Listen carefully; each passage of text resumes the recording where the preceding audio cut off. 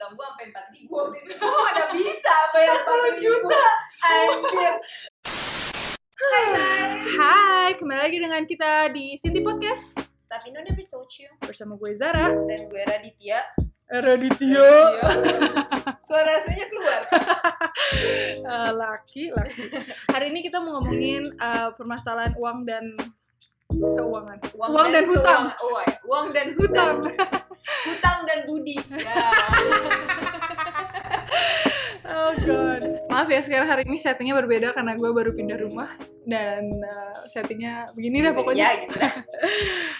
Ya pokoknya kita mau ngomongin masalah hutang budi, hutang dan hutang ya hutang dah pokoknya, dan saving. Hutang dan menabung. Ya, menabung dan perhutangan. Ya, di sini kita juga bakal ngomongin kayak investment karena kan ada juga investment buat pensiun dan segala macam. Ya. Tapi karena kita bukan pro, jadi kita bakal ngundang teman kita yang emang kerja di bank. Ya, buat ngomongin permasalahan investasi. Kita mau ngomongin duit soalnya kan sekarang lagi musim corona. Iya, musim duren. Lagi corona, lagi nge-spread ya di mana-mana gitu kan, nggak pakai assalamualaikum.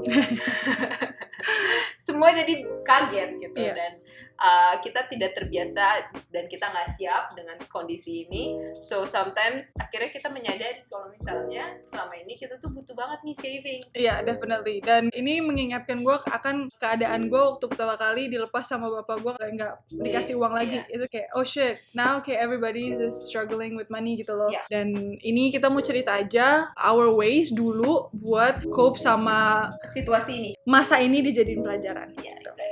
Dan kebetulan kita kan juga udah dilepas kandang udah lumayan lama. Lama, iya. Lu umur berapa, Dit? Udah mulai nggak dikasih duit tuh gua mungkin dari umur 20-an. Ya gue umur 21 tuh gue udah gak dikirim uang sama sekali. Bokap gue kayak, figure it out. You know, like we spend a lot of money already and then now you're like old enough. Yeah, so you bitch work. Atau lu ada experience gak? Lu dimana lu tuh ngerasa kayak shit man, gue gak ada duit and gue jadi anxiety. Kalau gue kan ada tuh duit experience yang duit gue tinggal $20 untuk seminggu. Kalau misalnya gue gak digaji minggu depan udah gue mati. Udah bangkai doang. Jadi ikan asin. Gue gak ada sih, Dit. Gue gak ada. Maksudnya kayak waktu gue mulai gak dikirim duit sama bokap gue udah bilang cari kerja ya. Soalnya bokap gue udah gak bisa ngirimin duit lagi. Ya, jadi kayak gitu. Gak diwanti-wanti. Nyokap gue waktu itu ngasih gue kayak duit banyak banget. Gue kayak mama kenapa ngirimnya banyak banget? Biasanya ngasih gini. Dan itu banyak banget. Kayak buat berapa bulan cukup. Terus nyokap gue bilang ya udah itu doang. Terus habis itu malah gue foya-foya. Oh shit, right. Ya terus gue inget banget waktu itu experience gue banyak duit ya. Terus gue punya personal trainer. Oh my god, I remember that too. Oh my. Dan itu mahal banget. Iya, mahal banget. But namanya juga belajar kan. Iya, pasti punya kesalahan. Iya, definitely. Ya, gue juga, dan apalagi kita emang datang dari culture yang konsumtif kan. Dan ini gue salah satu yang kita mau camkan hari ini itu adalah bagaimana cara kita buat mengganti lifestyle itu. Walaupun emang or cope with that lifestyle. Iya, definitely. Atau mencari alternatif dari lifestyle itu. Exactly. Karena ya tidak bisa kita pungkiri. Mantap. Guru bahasa Indonesia gue ya. Kalau misalnya kita berdua juga demen belanja pasti demen belanja, demen ngopi, kayak lifestyle kita tuh masih seperti lifestyle di Indo, tapi gimana caranya kita buat meminimalisir hal itu. Yang pertama adalah yang gue give up itu beli kopi. Karena sama sih di sini sama di Indo kopi tuh sama harganya $7, $6 gitu. Dan itu hal pertama yang gue hilangin. Jadi pretty much kayak change a lifestyle, right? $7 berarti $1 itu 10.000 kan ya, jadi sekitar 70.000 lah. Gue juga konsumtif gitu, apalagi gue banyak gaya ya orangnya, suka pakai baju ganti mulu. Cuman kayak kalau misalnya gue ke mall juga gue udah budgetin gitu loh, gue udah search dulu nih di internet kira-kira apa yang mau gue beli, harganya berapa, dan pokoknya kalau gue pergi gue cuma boleh ngabisin the most itu $100 gitu. Jadi gue tahu straightforward what do I want, dan biasanya gue pikir-pikir dulu nih gue pergi gak ya kalau misalnya emang gue pengen mesti beli dan aman gue. Tapi gue jarang sih kayak ke mall cuman browsing gitu, gue nggak pernah. Atau cari alternatif kan, kayak ke thrift store, di sini ada thrift second hand kayak di ke Senen gitu kan modelnya. Senen ada yang bagus-bagus atau mungkin mau DIY sendiri, dan juga kan banyak di Indo tuh kayak online shopping. Jadi mungkin kalau misalnya lo mau spend with lo, maybe it's better buat nge-spend uang ke local business daripada ke brand-brand gede. Iya, benar banget. Atau nyari barang-barang yang sale, yang diskon. Karena mau gimana pun ganti lifestyle tuh susah ya, definitely. Apalagi kalau misalnya pressure dari teman-teman lo juga banyak. Kalau misalnya dari gue personally, salah satu way buat gue ngurangin konsumsi atau beli kopi di luar itu, gue beli mesin kopi.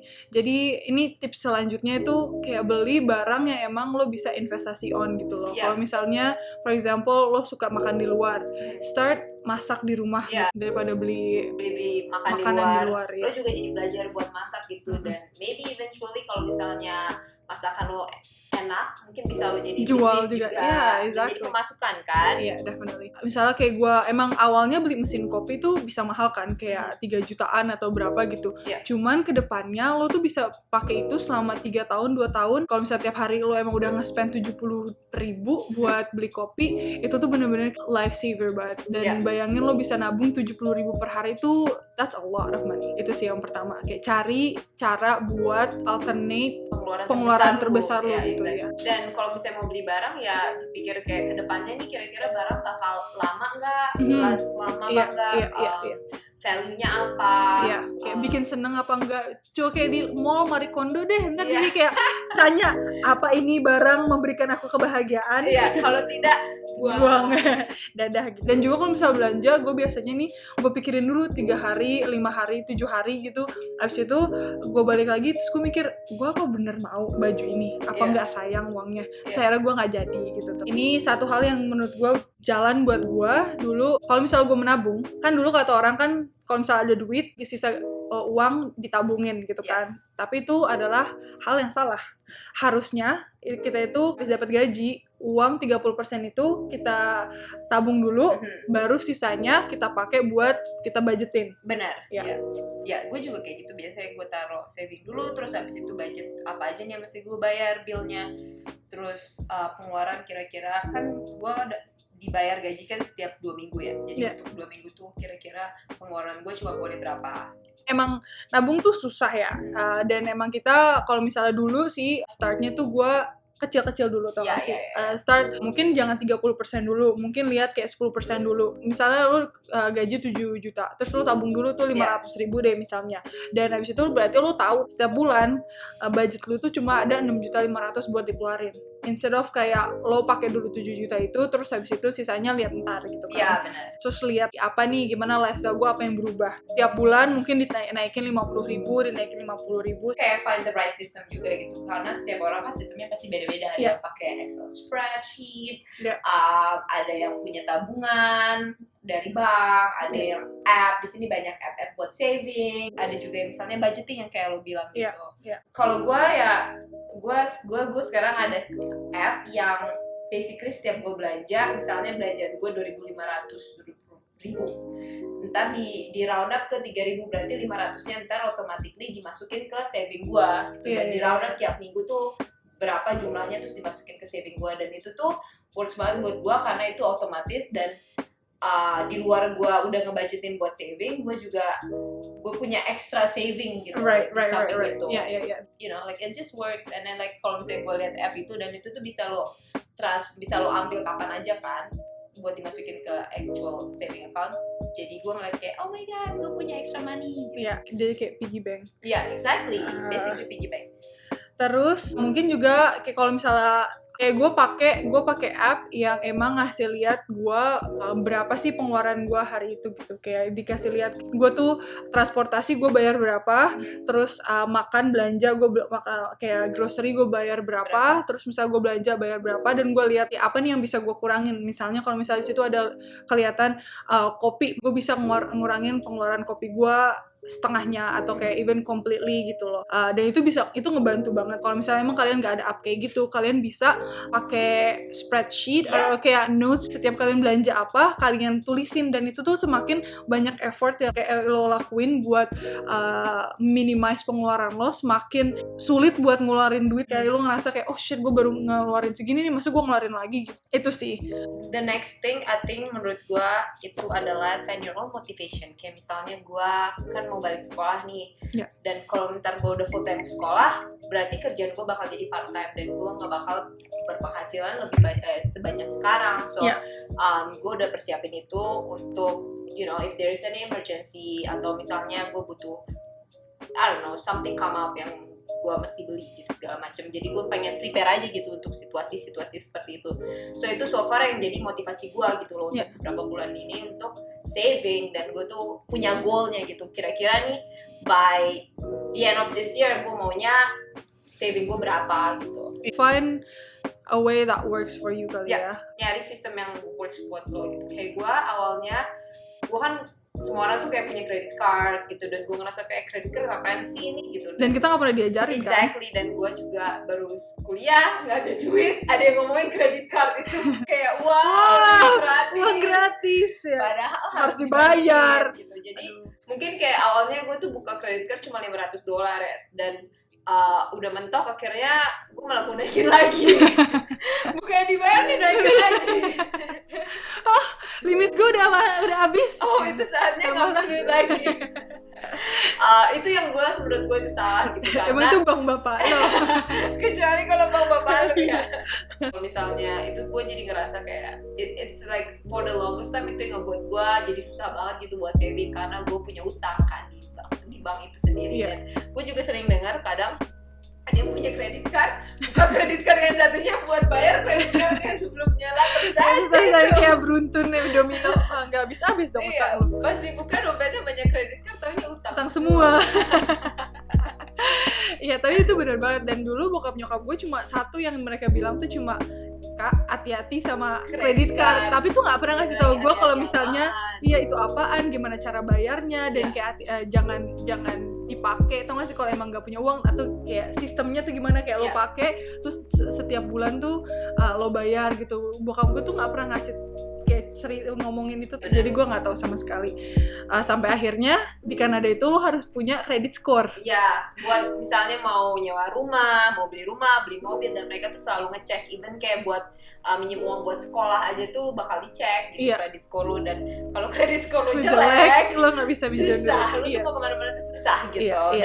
Dan gue ya yang tadi gue bilang, kalau misalnya lo masih punya utang, coba awalnya bayar dulu utang-utang lo, karena gue tuh susah banget waktu itu bayar credit card gue, karena setiap gue bayar kan harusnya dibayar semua ya. Utang gue sampai 4.000 waktu itu. Udah bisa bayar 4 juta.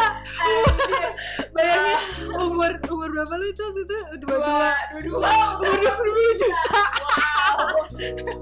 Dan yang ada, jadi gue bayar sedikit-sedikit, yang ada tuh gue cuma bayar bunganya doang gitu. Akhirnya gue coba bayar, ngumpulin, terus kalau udah sampai akhirnya gue kebayar juga tuh utang gue 4.000 tuh udah gue masukin semua. Habis itu kayak you know what, no more gitu. Jadi setelah gue bayar debit utang gue, akhirnya gue bisa mulai slowly saving gitu. Dan ada juga di sini tuh banyak app yang ngebantu lo buat saving. Dan katanya di Indo juga lumayan ada sekarang. Iya, kan? Kemarin kita ngomong katanya Genius tuh juga bisa, ya sama Genius bisa bantu buat lo saving. Bukan karena kita lupa, tau gak sih, uang itu cuma number gitu loh. Kita nggak bisa base kebahagiaan kita tuh dari uang yang kita punya. Cuman emang kalau misalnya kita punya uang, it gives you so much freedom to do a lot of things. Dan itu tuh ngasih lo security, which is a source of happiness. Tapi tetap lo tuh nggak mencari kebahagiaan dari uang lu gitu loh. As long as sandang, pangan, papan lu terpenuhi. Wow, Radit, ganti guru ekonomi. Another thing itu kalau misalnya di Indo nih ya, karena memang masih banyak banget teman-teman yang lain yang konsumtif, kita bisa pakai kesempatan itu untuk cari kerjaan sampingan. Mungkin kalau misalnya gaji lo sekarang kayak minimum gaji gitu, terus tapi lo punya kerjaan sampingan itu, damn, that's definitely helpful banget di Indo. You know, with saving, it's semua orang tahu kita harus saving, semua orang tuh tahu gimana caranya buat nabung, mungkin mereka bisa, cuman it's easier to said than done kan. Exactly. Dan apalagi kalau misalnya pressure di luar itu sulit. Jadi menurut gua one thing, start small, dan kalau misalnya kalian udah bisa menyisihkan sedikit uang itu, kalian kalau misalnya kalian udah bikin itu jadi habit, karena kan pada akhirnya menabung itu kan habit kan, budgeting, maintain uang tuh habit. Kalau misalnya kalian udah start itu, I think the next step is gonna be easier. Anyways, menurut gue terakhir, at the end of the day you just have to do it gitu, karena kalau misalnya lu cuma nge-spend waktu mencari the best way to doing it, tapi lo tuh nggak ngedoing it, it's same thing, itu sama aja bohong kan. Jadi you know, like namanya juga belajar kan, pasti ambil step kecil-kecil dulu dan you'll slowly figure it out mana yang beneran bekerja dengan lo, buat lo atau enggak gitu. But the biggest thing is, you know, try it. Start and try it. True. Jadi kita cuma menambahin conclusion. Conclusion terakhir dari kita ada 4. Yang pertama adalah your income have to be able to cover your whole expenses. Itu terutama kayak subscription kecil kayak Netflix, phone bill dan segala macam. Groceries ya. Dan your income harus lebih besar daripada pengeluaran lo. Terus yang kedua, kalau buat gua, kalau kalian punya debt atau hutang, dibayar dulu, and it will hopefully will be easier for you to save after lo selesai semua hutang-hutang lo. Dan yang kedua, find your own motivation gitu. Either mungkin motivation lo pengen punya saving buat emergency fund, atau buat sekolah, atau just wanna buy something, or even beli rumah, beli tanah. Just find your own motivation gitu buat saving. Dan yang terakhir, save for investments. Kalau misalnya emang lo mau invest di tanah, atau emang kalau misalnya lo mau invest buat pensiun lo, save up for that. So, oke, segitu aja dari kita. Jangan lupa like, subscribe, follow, dan komen, dan dengerin kita juga di Spotify. Kalau misalnya kalian lagi di mobil. Thanks for watching guys. Bye.